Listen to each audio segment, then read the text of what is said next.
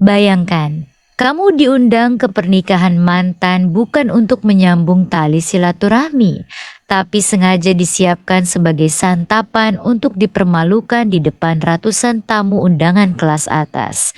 Mantan mertua membandingkanmu dengan remah-remah rempeyek, sementara sang mantan memamerkan betapa tajirnya calon suami yang baru saja mempersuntingnya. Tapi tunggu sampai si pengantin pria turun dari pelaminan, berlutut dan memanggil pria sederhana itu dengan satu kata. Bos, Bapak hadir di sini. Penasaran bagaimana roda kehidupan berputar balik menyapu kesombongan mereka? Simak cerita selengkapnya sampai habis. Halo semuanya, selamat datang kembali di channel kita. Sebelum kita masuk ke jalan cerita yang makin panas ini, coba tulis di kolom komentar, kalian lagi nonton cerita ini dari kota atau daerah mana nih? Dan untuk kamu yang sudah menekan tombol like dan subscribe, saya doakan semoga selalu diberi kesehatan, rezeki melimpah yang tak terputus, serta kebahagiaan bersama keluarga. Amin. Yuk kita langsung masuk ke ceritanya. Raka duduk di tepi tempat tidurnya, menatap sebuah amplop tebal berukir tinta emas. Di atasnya tertera nama Selina and Adrian.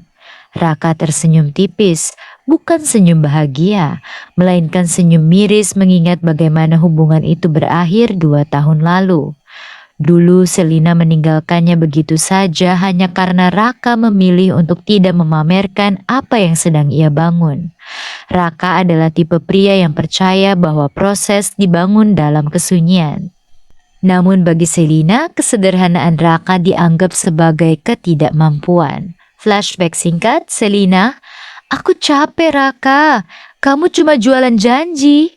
Lihat teman-temanku, pacar mereka sudah bawa mobil, ngajak makan di restoran mewah. Kamu masih sibuk rapat sana sini tapi pakaianmu cuma begini." Raka, semua butuh proses Selina. Fondasi yang kuat tidak dibangun dalam semalam. Selina, aku gak punya waktu buat nunggu prosesmu. Dan kini sebuah undangan mewah mendarat di mejanya. Raka tahu betul karakter Selina dan ibunya. Undangan ini bukan bertujuan untuk berdamai, melainkan sebuah panggung pamer keberhasilan sekaligus alat untuk menginjak-injak harga dirinya. Teman Raka, Dani, sempat melarangnya datang. "Dani, Kak, kamu ngapain datang? Kamu tahu kan tabiat keluarga mereka? Paling cuma mau mempermalukan kamu." Raka, "Tidak apa-apa Dan. Ada barang masa lalu yang harus dikembalikan, dan ada janji undangan yang harus ditepati. Lagi pula, saya cuma ingin melihat seberapa jauh mereka merasa sudah di atas." Raka pun bersiap. Ia sengaja tidak memakai setelan jas mahal pesanan khusus dari penjahit langganannya. Ia hanya mengenakan kemeja batik lokal yang rapi dan celana kain hitam sederhana.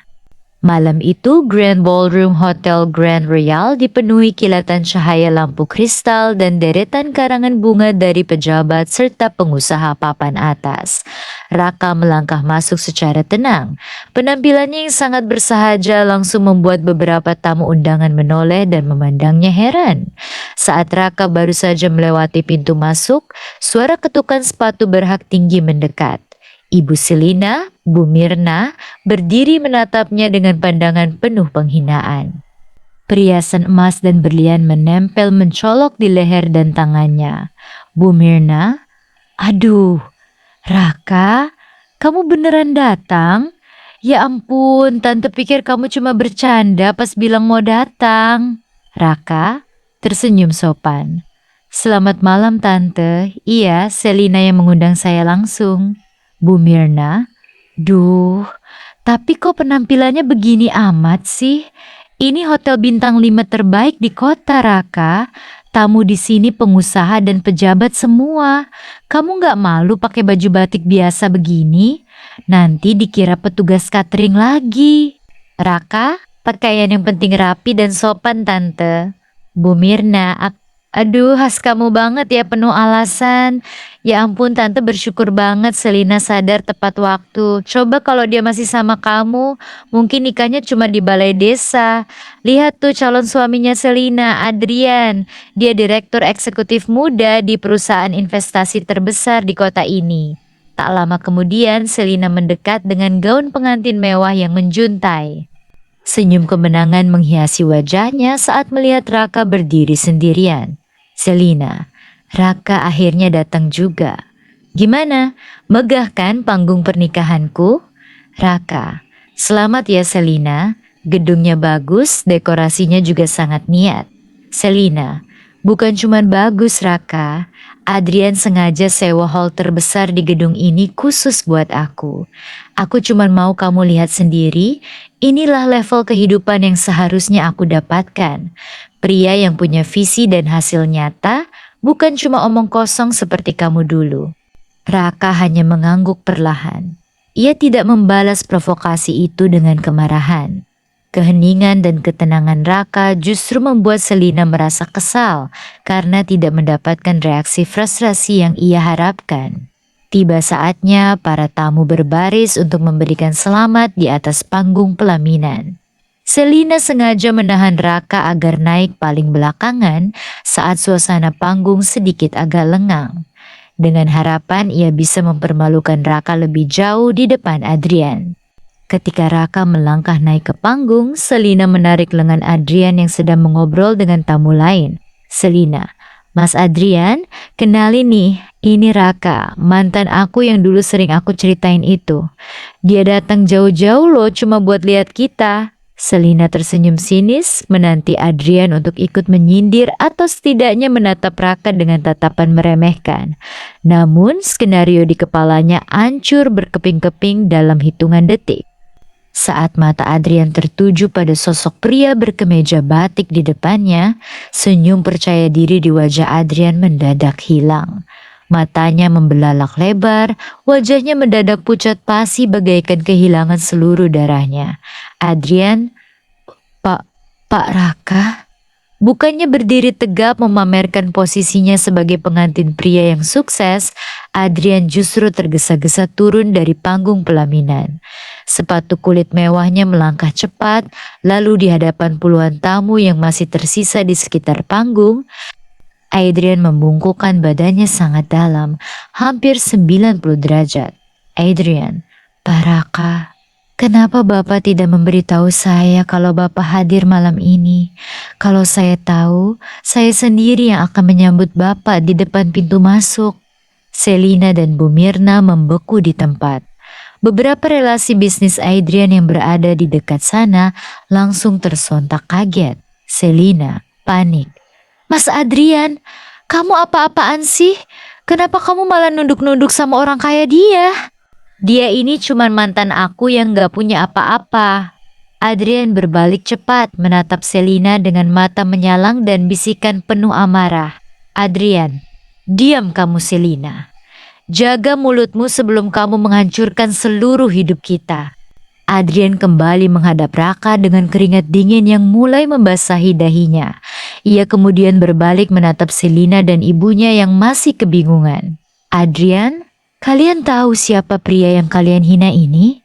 Beliau adalah komisaris utama sekaligus pemilik saham mayoritas dari Apex Holding Group, perusahaan induk tempat saya bekerja. Dan bukan cuma itu, seluruh kompleks Hotel Grand Royal ini adalah milik anak perusahaan beliau. Boom! Kata-kata Adrian menghantam dada Selina dan Bu Mirna bagaikan hantaman gada besi. Lutut Bu Mirna seketika lemas, ia nyaris jatuh jika tidak berpegangan pada kursi dekorasi. Wajah Selina berubah pucat pasi. Seluruh kesombongan, keangkuhan, dan harga diri yang ia banggakan runtuh menjadi abu dalam seketika. Pria yang 2 tahun lalu ia campakkan karena dianggap tidak bermasa depan, ternyata adalah sosok raksasa di balik layar yang memegang kendali atas karir suaminya dan gedung tempat ia melangsungkan pernikahan mewah ini. Selina bicara terbata-bata, mata berkaca-kaca. Raka, kamu pemilik Apex Group? Kenapa kamu gak pernah cerita sama aku waktu kita masih pacaran? Raka, tatapannya teduh namun berjarak. Kamu tidak pernah melihat ke sana, Selina. Kamu hanya fokus pada apa yang terlihat di permukaan saat itu. Kamu menilai proses seseorang hanya dari pakaian dan kendaraan yang ia pakai hari ini. Selina melangkah maju, air matanya menetes merusak riasan mewahnya. Selina, Raka, maafkan aku. Aku hilaf. Aku nggak tahu kalau kamu. Raka mengangkat tangan secara halus. Sudahlah Selina, hari ini adalah hari pernikahanmu. Raka merogoh saku dalam bajunya, mengeluarkan sebuah kotak beludru kecil dan amplop coklat rapi. Ia menyerahkannya kepada Adrian. Raka, Adrian, ini adalah hadiah pernikahan dari saya, dan amplop ini berisi dokumen barang-barang lama milik Selina yang dulu tertinggal. Sudah saya rapikan semuanya. Saya datang kemari bukan untuk merusak bahagiamu, bukan juga untuk membalas dendam. Adrian menerima dengan kedua tangan bergetar. Terima kasih banyak Pak Raka. Terima kasih atas kebaikan dan kemurahan hati Bapak. Raka, jaga istrimu baik-baik. Ajari dia bahwa hidup tidak selalu tentang memamerkan kemewahan. Raka menepuk pundak Adrian pelan, memberikan senyum tipis yang berwibawa, lalu berbalik arah. Ia melangkah pergi menelusuri karpet merah ballroom dengan langkah yang tenang dan dada tegap, meninggalkan ruangan yang kini dipenuhi bisikan penyesalan dan tangisan Selina yang terlambat. Sahabat sekalian, dari kisah Raka kita belajar satu hal penting. Pakaian mewah, barang bermerek, dan kedudukan bisa dibeli atau didapatkan dalam waktu singkat. Namun karakter, kerendahan hati, dan ketulusan sejati dibentuk melalui proses panjang dalam kesunyian. Jangan pernah memandang rendah seseorang hanya karena penampilannya yang sederhana saat ini. Roda kehidupan itu nyata dan terus berputar. Mereka yang sibuk memamerkan kelebihan biasanya adalah mereka yang paling takut terlihat kekurangan. Sementara mereka yang benar-benar berkuasa dan bernilai seringkali tidak merasa perlu membuktikan apapun kepada dunia. Bagaimana menurut kalian tentang sikap Raka dalam cerita tadi? Apakah Raka sudah mengambil keputusan yang tepat? Tulis pendapat bijak kalian di kolom komentar di bawah ya. Jangan lupa klik tombol like jika kalian menyukai cerita ini, share ke teman-teman kalian, dan subscribe agar tidak ketinggalan cerita inspiratif berikutnya. Terima kasih sudah menonton, sampai jumpa di video selanjutnya.